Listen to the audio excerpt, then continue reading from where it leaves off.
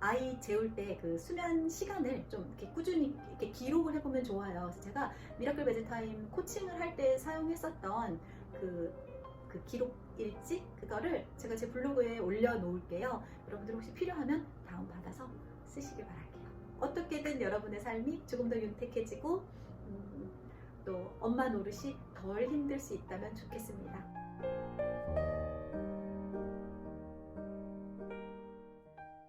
세 번째로는요. 자, 이제 우리 아이가 낮잠 과도기인 건 확실히 확인이 됐어요. 낮잠 좀 어린이집에서 유치원에서 조금만 덜 자고 와도 밤에 내가 좀 더 편할 것 같은데 금방 잠들 것 같은데 이런 마음이 드실 때가 있을 거예요. 그러면 어린이집에 정중하게 요청을 해보세요. 뭐 어떻게 해달라는 게 아니라 선생님한테 이제 이 유치원, 이 어린이집은 선생님 어떻게 되나요? 만약에 이렇게 3세부터 7세 다 같이 있는 곳이라면 우리 애만 안 자고 있었을 때 또 시끄럽고 소리 나고 하니까 다른 애도 안 자려고 해서 선생님들이 아마 통제가 안 되고 불편한 게 있으실 거예요. 그런 기관이라면 좀 어려울 수 있고요. 또 어떤 기관은 우리 아이는 안 자고 싶어 하면 조용히 색종이 접기를 한다던가 이렇게 방해가 되지 않는 한도 내에서 안 자도 된다라는 허락을 해주시는 기관도 있어요.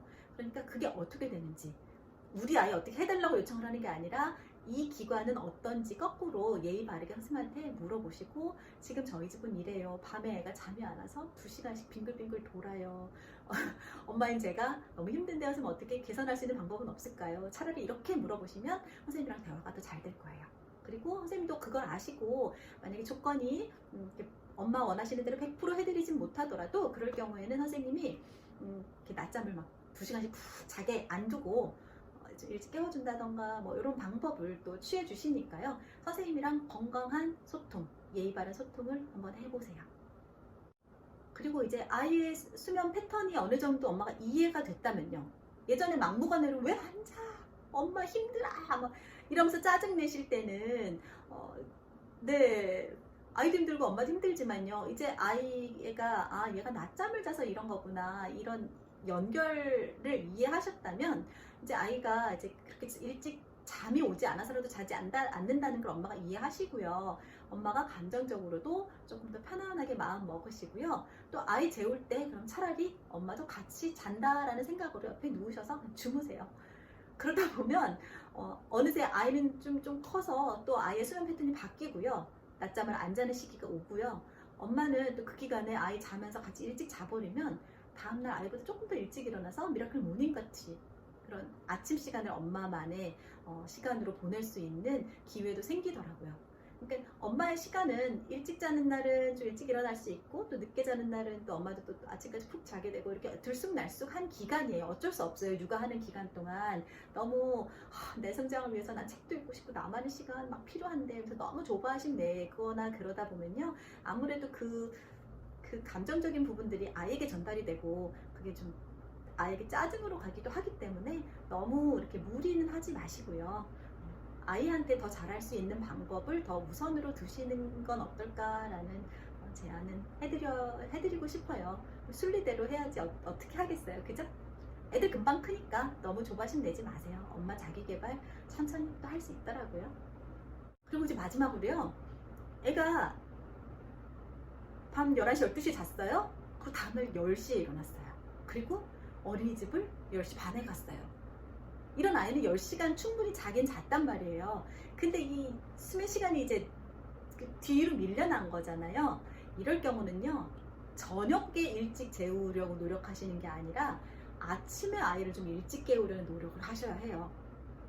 자, 아이가 평소 10시에 일어나던 아이죠? 그러면 원래 우리 애가 자면 어른들이 조용조용 해주고 살금살금 걸어가고 좀 그러잖아요. 일단 애가 자면 엄마가 편하니까 그런 것도 있고요. 또 어린이집이니까 뭐 좀 늦게 가도 뭐 약간 이런 마음도 있고요. 근데 어릴 때부터요.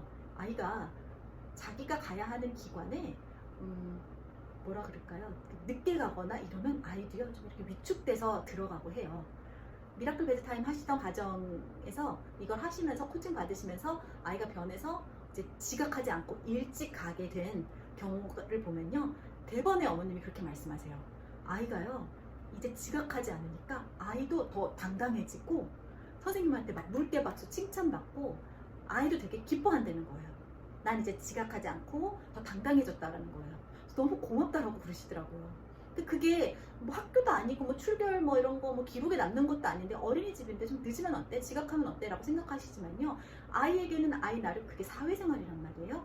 그 지각하지 않도록 하는 것도 정해진 약속 시간보다 더 일찍 도착해서 거기서 조금 더 수업 시작하기 전에 본격적으로 뭘 하기 전에 오는 친구들도 맞이하고 선생님한테 인사도 제대로 하고 이런 생활을 어릴 때부터 하는 건 굉장히 좋은, 오히려 교과목보다 더 중요한 교육과정의 일부라고 볼 수 있는 거예요.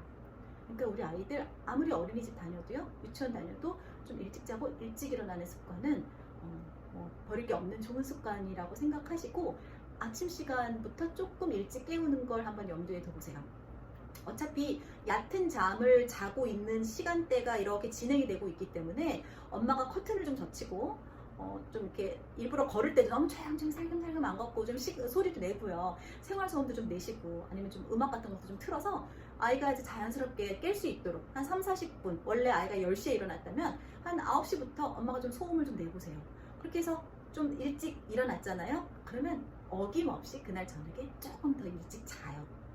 그리고 또 그 패턴을 유지하면서 또 며칠 있다가 좀 더 일찍 깨우고 더 일찍 깨우고 하다 보면 밤에 조금 더 일찍 자고 조금 더 일찍 자고 해서 한 2주, 3주 내에 아이가 한두 시간 정도는 충분히 잠드는 시간을 당길 수 있어요. 아이 수면 시간 억지로 되지는 않지만 엄마가 방향을 가지고 이렇게 꾸준히 한결같이 노력하시면 반드시 성공할 수 있어요. 수면은 본능이고요. 이거는 뭐 대단한 물론 아이가 건강하다라는 가정하에 대단한 뭐 의학적인 뭐 이런 기술이나 이런 것도 아니고요. 엄마가 꾸준히 실천만 하고 집안 분위기만 잡아주면 아이는 점점 거기에 익숙해져 갈 거예요. 지금까지 들쑥날쑥하고 아이 루틴도 엉망이고 아이 수면 패턴도 엉망이어서 엄마 생활까지 엉망이었다면 아이 수면 시간부터 잡아가면서 엄마의 생활도 차츰 더 개선해 보시길 응원할게요.